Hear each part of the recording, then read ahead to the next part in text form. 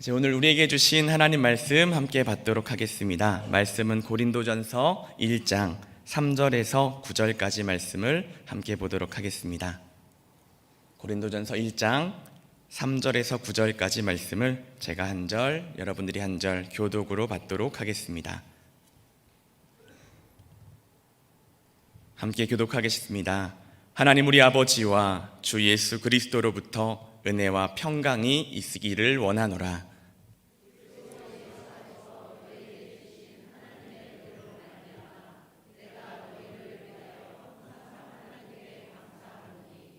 이는 너희가 그 안에서 모든 일, 곧 모든 언변과 모든 지식의 풍족함으로 너희가 모든 은사에 부족함이 없이 우리 주 예수 그리스도의 나타내심을 기다림이라.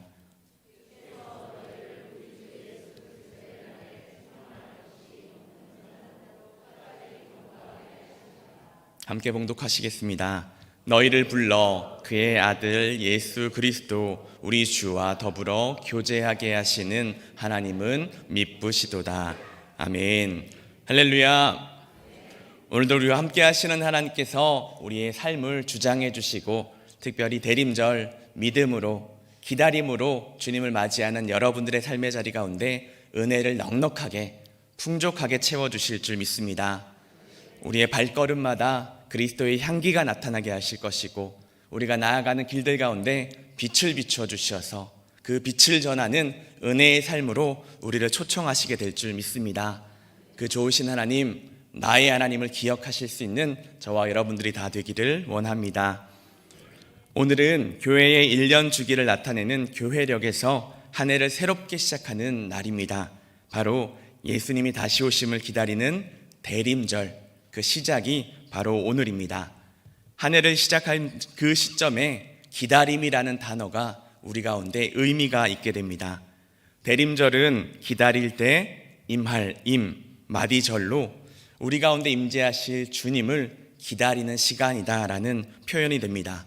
영어로는 애드번트라고 하며 오심, 도착을 의미하고 라틴어 어드벤투스라는 단어에서 유래가 되었다고 합니다. 큰 힘을 가진 이의 임재를 상징적으로 나타내는 단어입니다. 그렇다면 이 대림절의 시작은 오늘 우리 가운데 어떤 주님을 또 우리가 어떤 마음을 가지고 주님을 기다리고 계신지 한 번씩 생각해 볼 수 있는 은혜가 또 그 지혜가 필요하게 될 줄 믿습니다. 여러분들은 주님을 기다리고 계십니까? 주님이 우리 가운데 오심을, 우리의 삶의 자리 가운데 오심을, 나를 붙잡아 주심을 기다리고 계십니까? 기다리시는 것 같기도 하고 아니신 것 같기도 하고 명확히 모르지만 말씀을 이어가면서 여러분들이 정말 믿음으로 고백하시는지 또 우리가 함께 믿음으로 고백할 수 있는지 바라보기 원합니다. 신약성경의 마지막인 요한계시록을 보면 우리에게 주시는 교훈이 끝까지 참고 기다리는 자에게 승리를 주시는 하나님의 은혜가 있게 됩니다. 요한계시록의 22장에 보면은 주님께서 말씀하십니다. 내가 진실로 속히 오리라. 그 말씀을 들은 믿음의 선배들은 아멘, 주 예수여 오시옵소서, 우리가 알듯이 마라나타 주여 오시옵소서 고백하며 믿음을 표현하였었습니다. 대림절의 풍습 가운데 하나가 가정마다 리스를 만드는 것이라고 합니다. 제가 사모 몰래 집 앞에 걸려있던 거 떼왔습니다. 리스인데요, 대개 소나무나 전나무 등으로 상록수를 통해서 리스를 만들게 됩니다. 어떤 의미입니까? 영원한 생명을 상징적으로 나타내는 것입니다. 또한 가시나무와 또 월계수로 꾸미기도 합니다. 이는 고통과 박해를 통해서도 기어코 승리하신 예수 그리스도를 상징적으로 표현하게 됩니다. 리스의 모양이 어떻습니까? 둥근 원 모양입니다. 둥근 원양은 처음이요 마지막이신 하나님, 그리고 영원부터 영원까지 함께 하실 하나님, 또 그 은혜를 받은 우리에게도 영원의 은혜가 있음을 리스는 상징하고 있습니다. 솔방울이나 열매로 또 표현이 되고 있습니다. 이것들은 은혜를 받은 사람들, 특별히 하나님을 믿는 자녀들에게는 열매가 있는데 생명과 부활해야 열매가 있음을 바라보게끔 합니다. 가족들마다 리스트를 만들 때도 있고 또 성탄을 준비하는 여러분들이 될 수 있지만, 여러분들 삶의 자리에 이와 같이 믿음의 은혜가 있는, 또 표현이 있는 여러분들의 대림절기가 되셔서 여러분들의 삶에 밝은 빛을 비추시는 하나님의 뜻을 붙잡게 되시는 저와 여러분들이 되시기를 원합니다. 대림절기에 이전과 같은 삶이 아니라 또 다른 은혜, 새롭게 되는 은혜, 변화되는 은혜를 붙잡으시는 저와 여러분들이 되기를 바랍니다. 여기서 한 가지 질문을 또 드리고 싶습니다. 여러분들은 정말로 주님의 오심을 기다리고 계십니까? 감사합니다. 주님의 오심을 기다리는 우리에게 주님은 반드시 오실 것이고 우리를 통하여서 하나님의 놀라운 은혜를 선포해 주실 줄 믿습니다. 다만 오늘 성경을 통해서 하나님이 고린도전서를 살펴보게 하십니다. 왜 이 말씀을 함께 읽었는지 우리가 말씀의 지혜를 발견하기 원하는데, 고린도전서는 사도 바울이 에베소에서 고린도 교회를 향해서 쓴 편지 글이었습니다. 2차 전도 여행 당시에 사도 바울은 1년 6개월 정도, 1년 반 정도의 시간을 고린도에서 머물고 있었습니다. 고린도의 성도들과 함께하며 믿음으로 교회가 온전해지기를 기도했고 목회를 하였습니다. 그리고 이제 시간이 되어서 고린도를 떠나게 될 때에 그 발걸음 가운데 이상한 소문이 들려오기 시작했던 것입니다. 바로 고린도 교회에 문제가 있었던 것입니다. 어떤 어려움이 있었습니까? 이를 알기 위해서 고린도 지역의 특수성을 우리가 먼저 알아봐야 됩니다. 고린도는 현재의 그리스 남부에 위치하는 항구 도시였습니다. 사도 바울 당시에도 전체 인구가 70만 명이나 되는 아주 거대한 도시 가운데 하나였다고 합니다. 당시에 지중해 연안에 교역을 중심으로 했던 도시였기 때문에 활발한 무역으로 상업이 발달하였고, 그로 인해서 수많은 부를 축적할 수 있었다고 합니다. 뿐만 아니라 환경적인 이점을 잘 활용해서 선박을 건조하고 금융업을 하면서 도시가 점차적으로 더 발전되기 시작했습니다. 도시가 발전되면 사람이 모이게 됩니다. 수많은 사람들이 모이게 되었고 문화와 예술이 더욱더 발전되게 되었는데, 안타깝게도 그와 함께 지역의 우상들이 다 같이 모여서 혼합된 종교가 판을 치기 시작하였습니다. 고린도 지역에서는 지금처럼 돈과 명예가 가장 중요시되는 지역이었습니다. 노예제도, 우상 숭배는 더욱더 많았고 허랑방탕했던 인생을 살아갔던 사람들이 더 많이 존재하기 시작하게 된 것입니다. 당시의 시대적인 상황 속에서도 생활이 문란한 사람들을 가리켜서 저 사람 고린도인이야, 이렇게 이야기할 정도로 고린도가 낙후되었고 죄악 가운데 극심한 삶을 지내오게 됐음을 바라보게 합니다. 이러한 환경 속에서, 그 중심 속에 사도 바울은 믿음만을 가지고서 하나님의 교회를 세웁니다. 먼저는 가정교회로 시작해서 그 교회의 사람들이 점차 하나님의 은혜로 모이게 되었고, 하나님께서 고린도 교회를 부흥시켜 주셨습니다. 많은 사람들이 함께 예수 그리스도 십자가를 자랑하며 복음을 가장 중요한 가치관으로 새기며 살아가게 되었던 것입니다. 회당장이었던 그리스도보와 디도, 유스도도 포함해서 많은 그리스도인들이 생겨나게 되었고 1년 6개월의 시간 동안 그들을 가르치고 양육하게 된 것입니다. 그런데 그 교회에 어려움이 닥쳐왔다고 했을 때 바울의 마음이 어떠했을까요? 아마 자녀와 같이, 자식과 같이 아꼈던 교회가 무너지고 갈라지는 것에 마음을 많이 쓰였을 것입니다. 사도 바울이 먼저 들었던 안타까운 소문은 교회에 분열이 있다는 것이었습니다. 서로 다툼을 갖고 서로 비난하고 있다는 소문을 듣게 된 것입니다. 성도들 상대 간에 부도덕한 것들로 일이 일어나며 심지어 같은 성도들끼리 세상 법전에 고소하게 되는 안타까운 순간들도 벌어지게 되었습니다.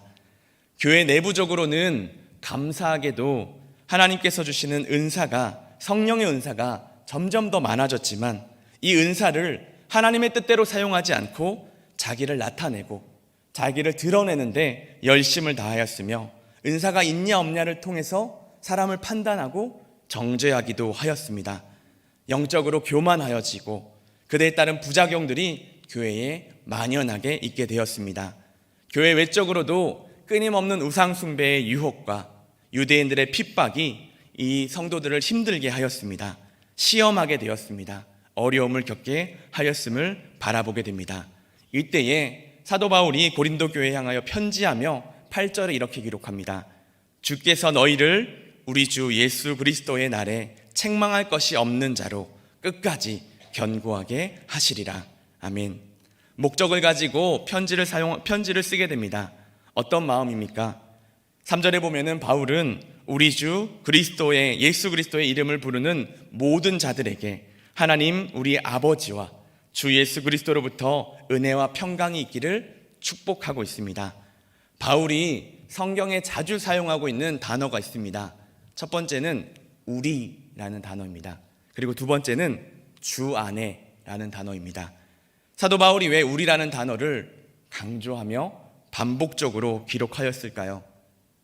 교회에 있는 분열 앞에서 무엇을 붙잡아야 될지 알 수 없는 그들의 마음 가운데 우리가 주님을 믿는 한 가족임을 잊지 말아야 된다는 사실을 선포하고 있었던 것입니다.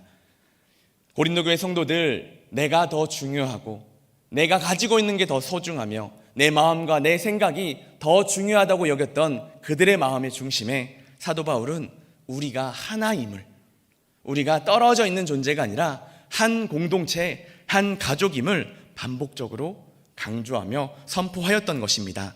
또 본문에 보면은 은혜와 평강이라는 단어도 함께 사용하고 있습니다. 은혜가 무엇입니까, 여러분? 은혜는 하나님께서 자격 없는 우리에게 구원을 베풀어 주신 것이 바로 은혜입니다. 평강은 무엇입니까?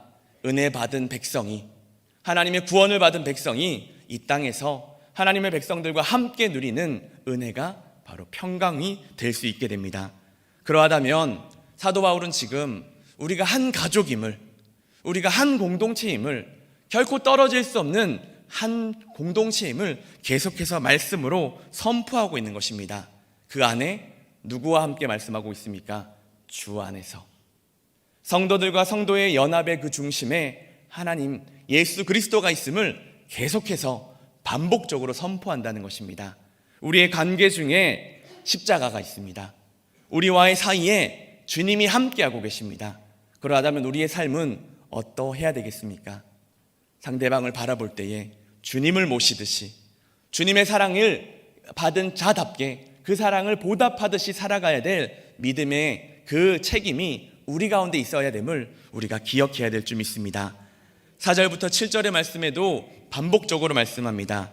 그리스도 예수 안에서 너희에게 주신 하나님의 은혜로 말미암아 내가 너희를 위하여 항상 하나님께 감사하노니 이는 너희가 그 안에서 모든 일, 곧 모든 언변과 모든 지식의 풍족함으로 그리스도의 증거가 너희 중에 견고하게 되어 너희가 모든 은사에 부족함이 없이 우리 주 예수 그리스도의 나타나심을 기다림이라. 아멘. 바울이 계속해서 강조하고 있는 예수 그리스도, 주님과 함께 살아가고 있는 우리 그리스도인의 공동체를 우리가 바라보고 있다면 우리의 삶을 한 번씩 점검하며 나아가야 될 줄 믿습니다. 고린도 교회 성도들 서로 비난하였습니다. 분열되었습니다. 세상 사람들과 똑같은 길을 걸어갔던 그들의 마음의 중심에 어떤 마음이 있었을까요?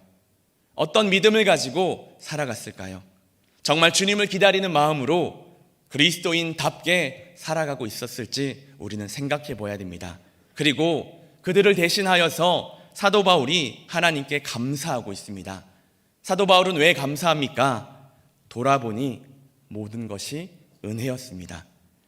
다툼이 있고 비난이 있다 할지라도 세워진 교회를 바라보게 되니 힘들고 어려움에도 불구하고 믿음으로 애쓰고 수고했던 그들의 지난날의 믿음이 보여지게 되니 바울은 감사할 수밖에 없었습니다. 그리고 그 비난의 중심 속에서도, 어려움의 중심 속에서도 주님이 회복시켜 주실 것을 알고 믿고 나아가고 있었기 때문에 바울은 지금 하나님 앞에 감사하며 고백을 하고 있습니다. 다툼을 하고 비난하는 성도들은 가만히 있었고 오히려 더 서로를 비난하며 정죄하고 있을 그때에 바울이 앞장서서 감사하고 있다는 것입니다. 조건으로 인한 감사가 아닙니다. 그저 모든 것이 은혜였기 때문에 감사하게 되는 것입니다. 고린도 성도들은 자신의 은사로, 자신의 위치로 소유와 다툼과 원망을 선택하였지만 바울은 그럼에도 불구하고 감사를 선택하며 세상의 방향이 아니라 십자가를 기준으로 살아가는 온전함을 보여주게 됐음을 우리가 바라봐야만 합니다.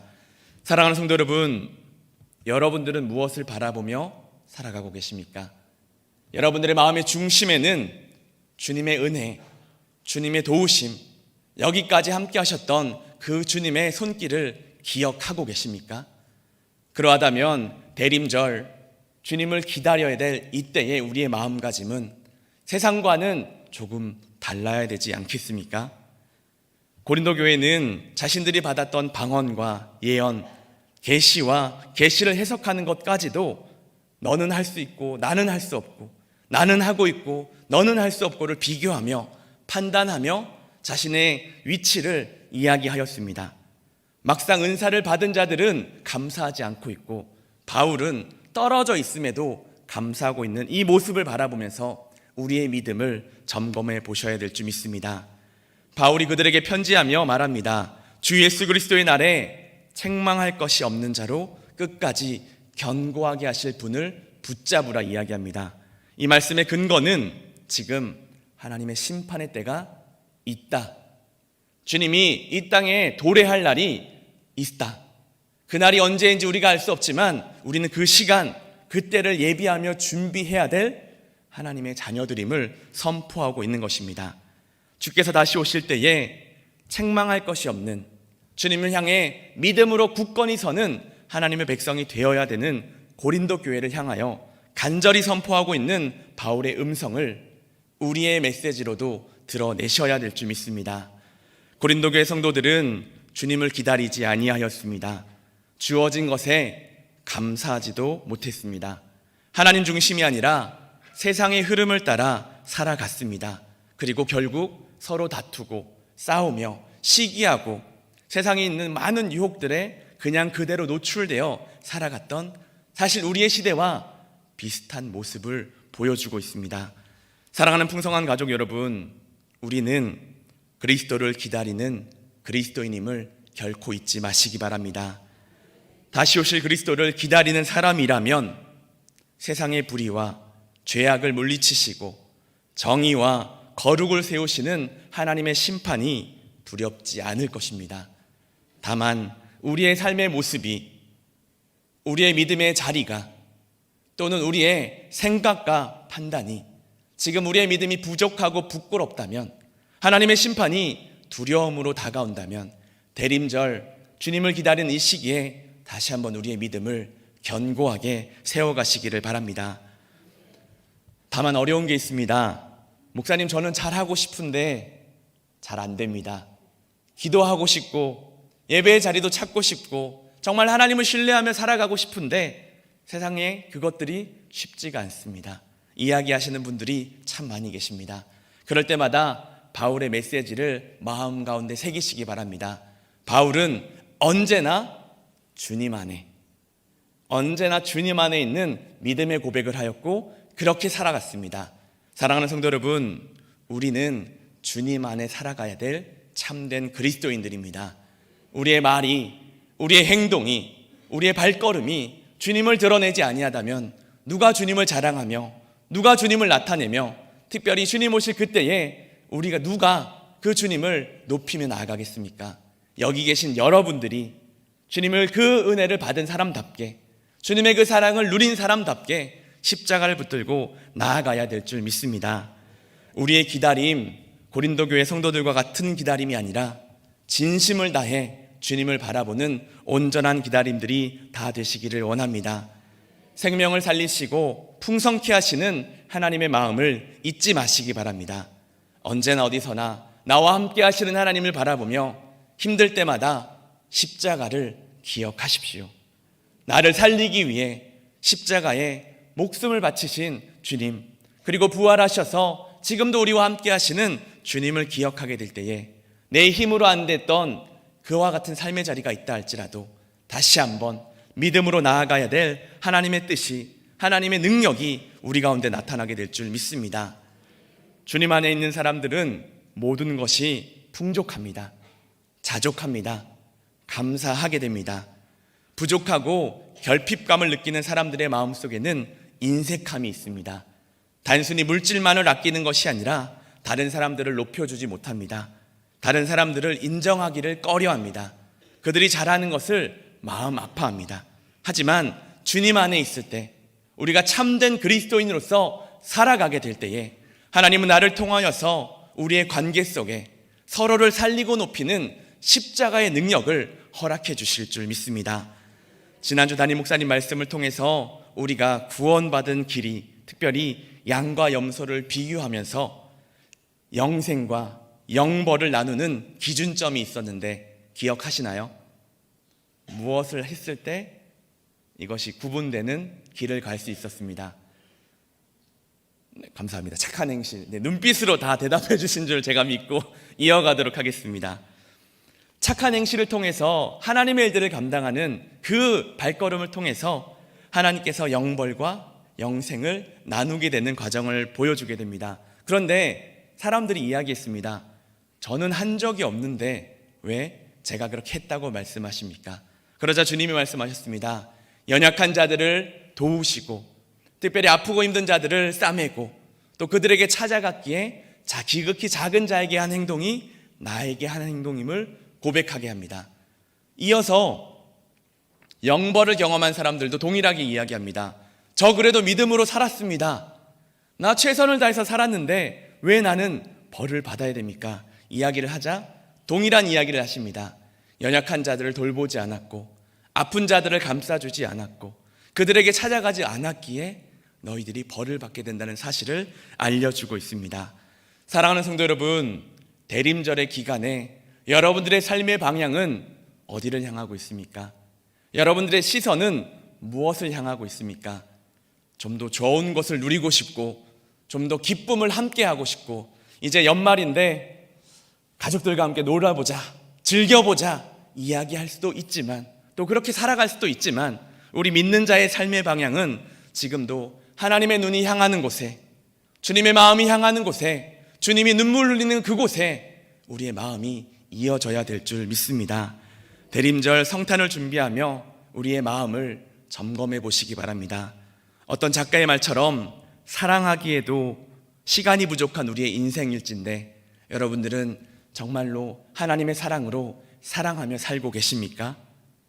나만 아는 나뿐인 나쁜 삶을 살아가진 않으십니까? 남보다 나를 낮게 여기고 계시진 않으십니까? 세상의 흐름을 따라 살아가는 것이 무엇이 문제냐며 그냥 그 흐름에 따라서 내 몸을 내어 맡겨드리고 기쁨과 즐거움을 누리며 주일에만 또는 우리가 해야 될 것만 감당하고 있진 않으십니까? 오늘 말씀은 사실 우리를 꼬집는 말씀입니다. 당신의 믿음이 어떠한지, 정말 주님을 기다리며 주님의 예비하심을 바라보며 살아가고 있는지 우리의 마음을, 우리의 믿음을 꼬집는 말입니다. 아픔이 있다면 변화될 수 있음을 믿습니다. 힘들고 어려워도 믿음으로 결단해 보시기 바랍니다. 다시 한번 하나님의 소망을 붙잡고 대림절기 거룩하게 신실하게 주님을 믿는 믿음으로 주님의 뜻이 어디 있는지를 찾아갈 수 있는 저와 여러분들이 다 되어봅시다. 하나님이 오늘도 우리와 함께 하셔서 우리의 믿음의 고백 위에 우리의 삶의 자리 위에 십자가의 능력을 허락해 주실 줄 믿습니다. 이제 말씀을 마무리하겠습니다. 제가 대림절 특별히 또 성탄을 이렇게 생각하고 준비하면서 어렸을 때가 참 많이 생각났습니다. 어렸을 때라고 하면 제가 유치원 때 또 초등학교 때 아주 멀고 먼 과거의 이야기입니다. 생각해보면 12월 한 달이 참 바빴던 것 같습니다. 그때는 선생님들이 왜 이렇게 자주 불렀을까요? 학교 다니고 이런 것보다도 교회 생활이 참 바빴습니다. 옛날 사진 보니까 막 발레복도 입었습니다. 뭔가 한지 기억은 잘 나지 않지만 뭔가 교회 크리스마스 이브 행사를 정말 전심전력을 다해서 했던 기억이 납니다. 그리고 제 교회 사람들과 같이 우리 형들 누나들과 같이 잘 놀다가 12시가 되면 지금은 못하지만 새벽송이라는 걸 했습니다. 지금 아마 하면 아마 민원이 들어올 수 있을 것 같습니다. 교인들, 성도님들 가정에 방문해서 엄청 크게 기쁘다 구주오소님 막 찬양하고 성탄의 노래를 불렀습니다. 그때도 아무도 뭐라고 하지 않고 오히려 다 기쁨으로 맞아주시고 맛있는 것과 생필품을 막 다 꺼내주셔서 자루자루마다 다 모았던 기억이 있습니다. 그리고 성탄 예배를 잘 드리고 그것들을 어려운 이웃들에게, 힘든 사람들에게 나눠주고 저도 좀 먹고 막 이렇게 했던 그런 기억들이 있습니다. 사랑하는 성도 여러분, 대림절기에 특별히 성탄을 준비하는 여러분들 마음에 오늘 앞에 빛나는 첫 번째 초와 같이 여러분들의 마음에도 촛불이 켜지기를 원합니다. 우리의 죄와 허물, 마음의 이기심, 그릇된 습성들, 언제부턴가 무정해져가는 마음들, 자꾸만 더 사나워져가는 우리의 마음과 생각들, 더 인색해져가고 더 나만 아는 시간들을 살아가고 있는 이때에도 하나님은 우리의 마음을 닫게 하여 주셔서 창조의 원형인 하나님의 형상이 드러날 수 있도록 우리의 삶을 지켜보고 계신 줄 믿습니다. 대림절기는 기다리는 시간이지만 변화의 시작점이기도 합니다. 오늘 주님이 여러분들의 집에 오신다면 여러분들 어떻게 하시겠습니까? 제가 다른 교회에 있을 때 신방할 때 남편분들이 신방을 참 좋아했습니다. 왜냐고 물어보면 이렇게 항상 말씀해 주셨습니다. 아니, 목사님이 오신다고 하니까 아내가 커튼을 빨더라고요. 냉장고 속까지 다 청소하더라고요. 그렇게 이야기하시면서 그러면 성도님들도 한번 나와보세요라고 이렇게 전도했던 기억이 있습니다. 농담 같은 진담 속에 사실 우리의 모습이 있진 않으십니까?